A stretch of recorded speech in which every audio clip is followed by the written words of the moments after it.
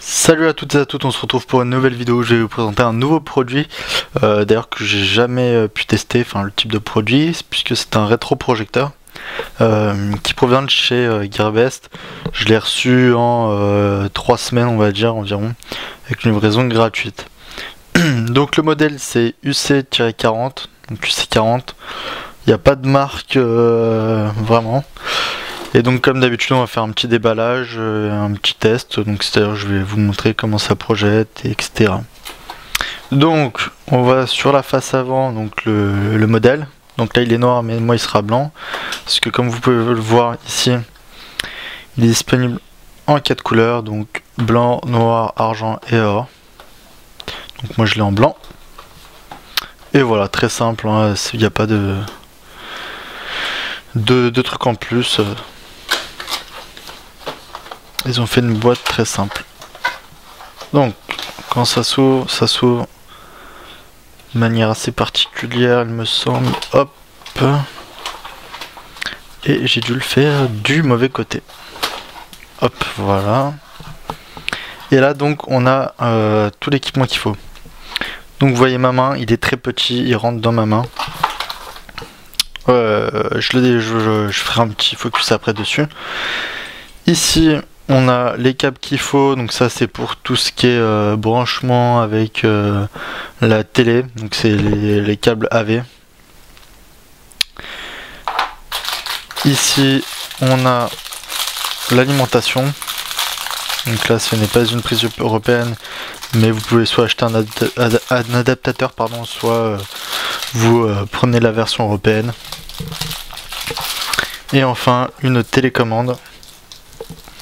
Donc avec les boutons menu, input, etc. Il y a un peu tout. Et voilà. Donc, hop, je mets ça de côté. Et on va voir. En dessous, donc on a une petite notice. Mais il me semble que quand je l'avais déballé la première fois, elle n'était disponible qu'en chinois. Ah, elle est en anglais aussi. Donc voilà, bon après, il n'y a pas besoin d'avoir fait bac plus 5 pour comprendre comment ça fonctionne. Donc, voilà la petite bête. Ici on a un cache qui est en silicone, vous voyez, pour l'ampoule, une ampoule LED, donc qui ne grillera pas, enfin, qui grillera mais dans très longtemps. Vous voyez, vous pouvez régler l'image ici. En dessous on a des pieds, on a deux là pour qu'ils soient avec un léger angle. Ici on a un petit pied, on va dire, c'est un petit repose. Ici vous voyez la puissance.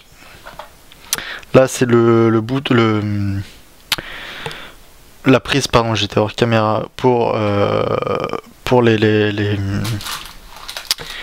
écouteurs, pardon, je cherchais le nom. Ici c'est la prise power, donc pour se brancher au secteur. Ici la prise VGA. Ici la prise HDMI, donc le port HDMI, hein, il suffit de brancher un câble très simple. Donc ces deux câbles ne sont pas fournis avec, il faudra le prévoir ou en acheter un nouveau. Ici c'est le port optique. Là on a un port USB, puisque vous pouvez brancher directement une clé USB ici dessus. Hop.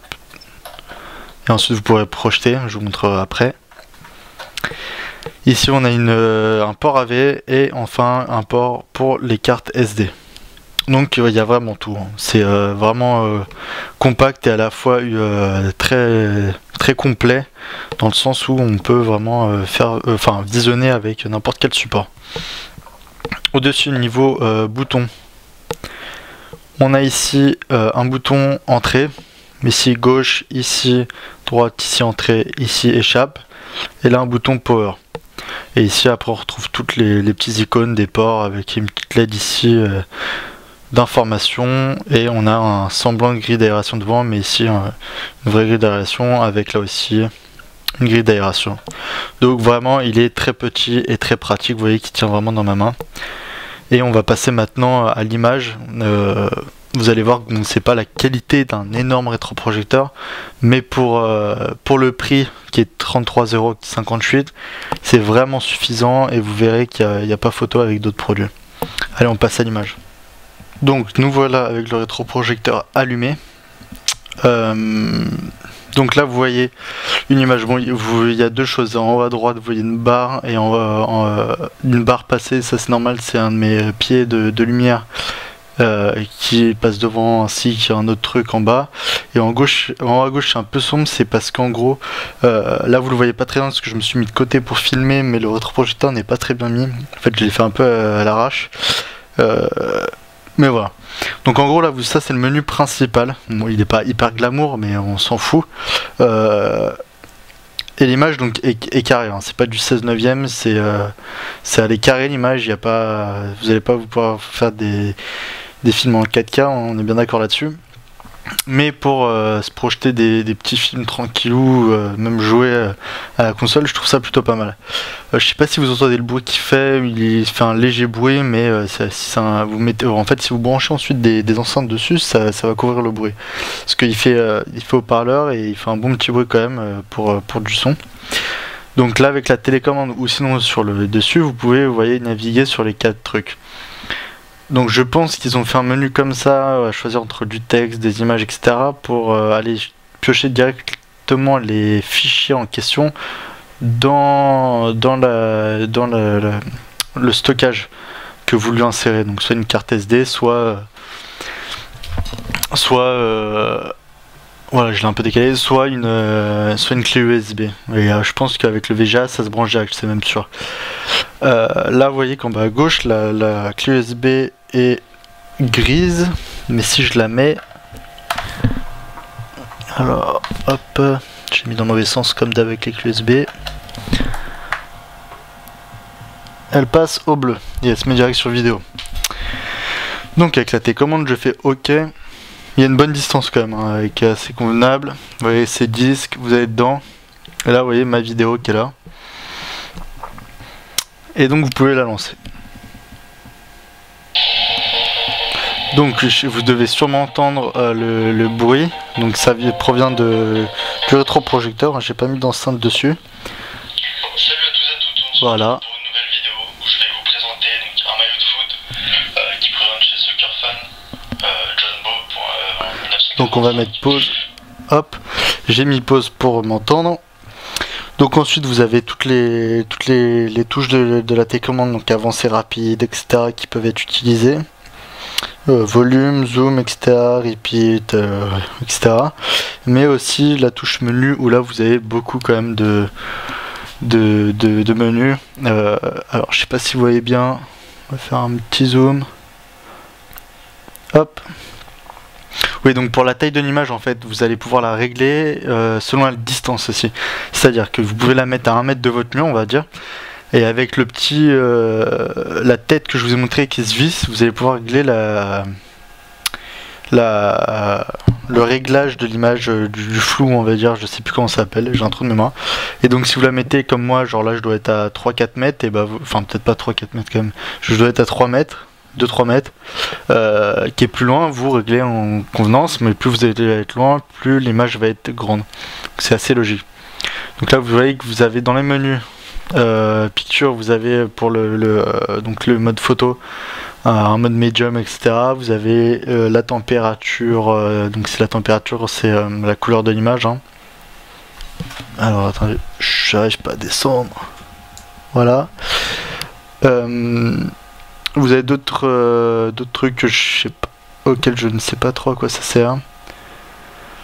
On va aller à gauche, non, alors hop, voilà. Là vous avez les options du rétroprojecteur en général, donc pour faire des mises à jour, etc.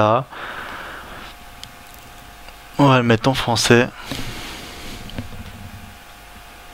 s'il veut bien.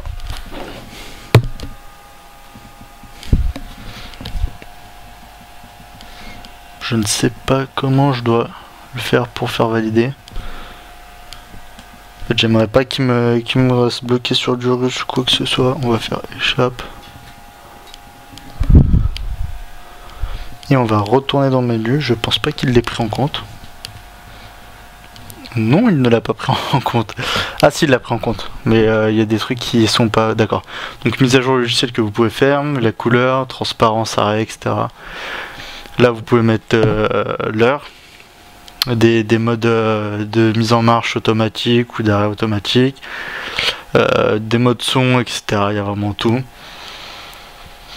Et vous pouvez même, je pense, régler avec vos enceintes que vous allez rajouter. Et voilà.